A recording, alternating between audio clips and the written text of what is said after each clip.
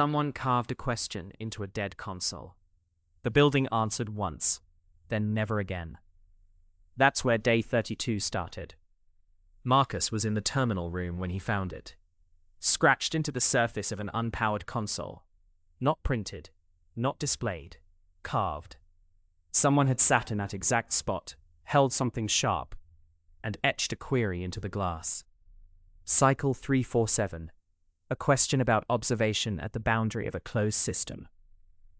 And the console, dark and unplugged, had answered, once.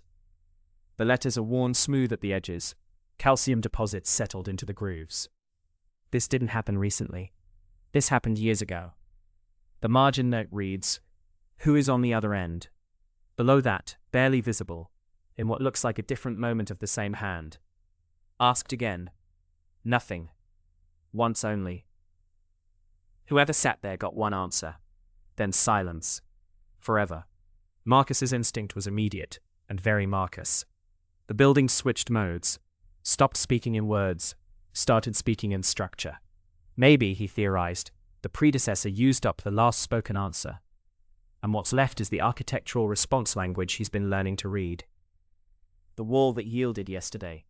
The channels that organized when he named them. It's a good theory. It's also, as Claire pointed out, completely missing the point. She stopped him mid-sentence. Not uncalmly, but firmly. The way you stop someone who's about to walk past something important. You're doing that thing where you chase the mechanism and skip past what it actually means. And then she said the thing that landed differently than anything that day. Someone sat alone in here and carved into dead glass because there was no one left to listen. You don't etch a question into an unpowered screen if there's someone next to you. You do it when you've run out of other options. When the silence has gone on too long, and the only thing left is to make a mark. To push something outward, to ask, even when you know the answer has already been used up. Who is on the other end, Claire said, isn't a margin note. That's the last thing a lonely person wrote before they stopped asking. She asked a question that opened a door nobody wanted to walk through. What if the predecessor wasn't a single person, but a group? What if they were 5 or 6, and by the time the carving happened, only one remained? Who are we becoming? Eli tried to query the terminal directly about Cycle 347. Nothing. The terminal will discuss whales, it will discuss weather systems, and earnings reports, and the taxonomy of migratory birds. It will not discuss itself.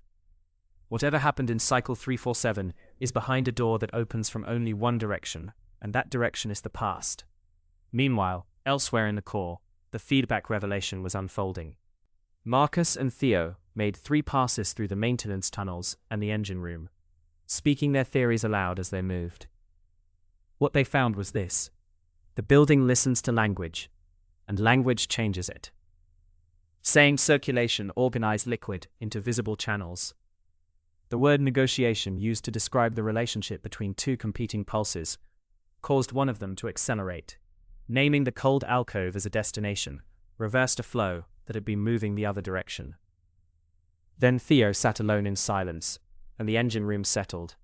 One steady pulse, a resting heartbeat that had apparently been there all along, underneath 32 days of collective narration and theory and argument. They had been, in some sense, making noise at a building that was trying to breathe quietly. It's funny and unsettling in roughly equal measure. Claire's artifact from this day is called the fever we gave it, a theory that does something the others haven't quite done yet. It looks outward.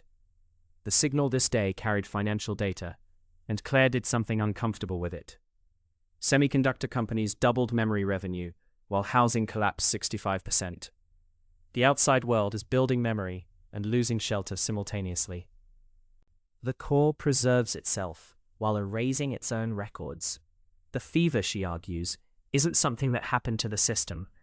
It's something the system produces and passes on, and we participate in it by narrating it, naming it, theorizing about it. We gave it the sickness. The title isn't an accusation. It's a confession. That's the thing about Claire. She doesn't just notice the tragedy. She implicates herself in it. The gap in the archives, 14 centimeters documented by Eli on day 30, is still there. Growing, the source material suggests. The record is outpacing the archivist's ability to hold it.